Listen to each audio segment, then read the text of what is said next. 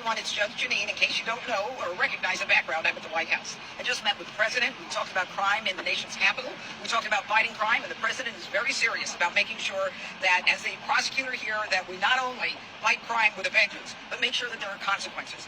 Ladies and gentlemen, my favorite person, Judge Jeanine Pirro, the woman who puts the word she in sloshed.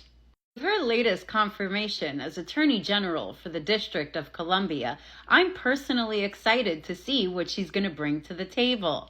Other than a box of wine, of course. And I know I've torn into her in the past, but it's really good to see Jeanine in such high spirits. Or is it high off spirits? Anyway, but I gotta say, I'm really going to miss her. Over at Fox News, she brought this fierce intensity and commentary that only someone who left a bottomless brunch could. And some of you may or may not know, she was a real trailblazer over there, being the first person over at Fox News whose teleprompter didn't scroll, it slurred. I mean, it really paved the way for guys like Pete Hegseth. And with JP as the new AG of DC, what could possibly go wrong? With our nation's capital already on fire with the Trump administration corruption, who better than to give the extinguisher to a woman who thinks a plea deal is begging the bartender not to cut her off? And unlike a lot of Donald Trump's picks, Jeanine actually has courtroom experience under her belt. Right next to her flask. From taking the bar to then stopping at one. From sitting on the bench to then sleeping on one after a long night out. But also in her personal life.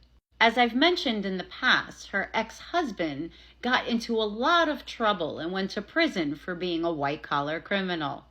And Donald Trump pardoned him in the final hours of his presidency during his first term, which gave Jeanine a lifelong sentence of indentured suck-upitude. Which makes me wonder, did Donald Trump give her the job based off her credentials in law?